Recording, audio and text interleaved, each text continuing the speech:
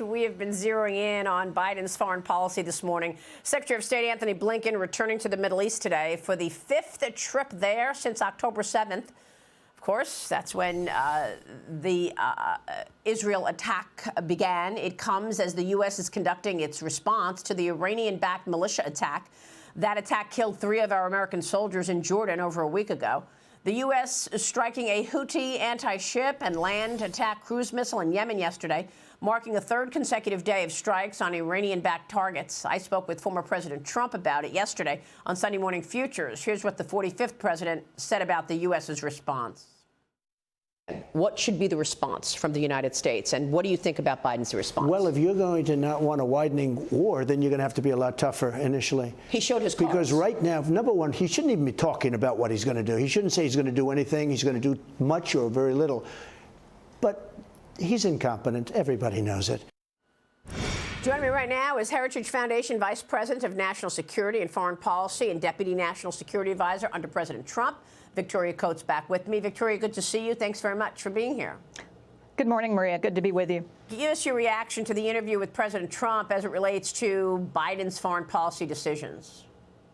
Yes, I think the former president was spot on. I mean, he absolutely understands the principle of peace through strength. And, you know, it's worth noting we did not get into another war in the Middle East under President Trump, but he was very strong with the Iranians, both in terms of the actions against, for example, Qasem Soleimani, but also the economic warfare that he was engaging in terms of starving them of resources. And there were articles in the New York Times, Maria, in the 2018-2019 timeframe when the militants in Hezbollah, the Houthi, Hamas, were all lamenting that the golden age was over and that they weren't getting their money or their weapons, and the attacks went down. Now, after 3 years of Biden fueling the Iranians, giving them absolutely free range, now we have this just mess in the Middle East, and we seem to be potentially drifting into a conflict. Well, it's really an interesting point that you make, and I want to get your take on the China element here, because Trump also told me that he would impose heavy tariffs on China should he be elected again in November, and that's how to keep China in check. Victoria, we've spoken about this before. 28,000 Chinese nationals entered America just in the last quarter of the year. And we're wondering if they're being directed by the Communist Party of China. Here's President Trump on how to contain Communist China. Watch. Your critics are saying that you're going to start another trade war with China. It's not a trade war. I did great with China with everything. Look, China came in, they were going to destroy our steel industry, and I put tariffs, big tariffs, 50% to 100%, but 50% for the most part. It stopped it. I have steel people that every time they see me, they start to cry. They hug me. They said, you saved our industry, but now we're letting it go. Now the Washington Post is saying that you're talking about 60% tariffs on Chinese goods. Is that in the cards? No, I would say maybe it's going to be more than that, because we're going to have, look, I want China to do great. I do. And I like President Xi a lot. He was a very good friend of mine during my term. Well, look, COVID cover-up, intellectual property when theft. COVID came, the list is long different. from our number one adversary, so I don't know if he's a friend. No, but I got along with him great. I'm not sure he loved what I was doing because I was, getting along with him. I don't think he wants you in the White House, Mr. President. No, he doesn't. Victoria, your reaction. Well, again, that's classic President Trump for you. I want them to do well. They're good friends, but I might put more than 60% tariffs on them. So that's his way of coping with these things. He does, as I said, he doesn't want a direct conflict, but he does under no illusions of what China's trying to do to us. And I think, both in steel, in energy, where he wants to be very, very strong.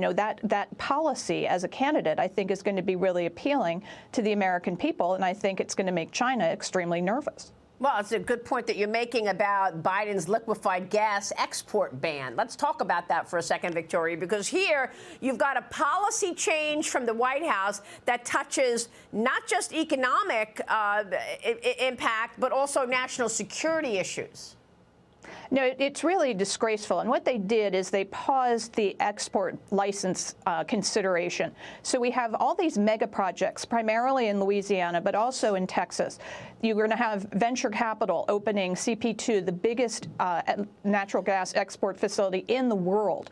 And now they can't open because they can't get an export license, because what are they going to do with all that product?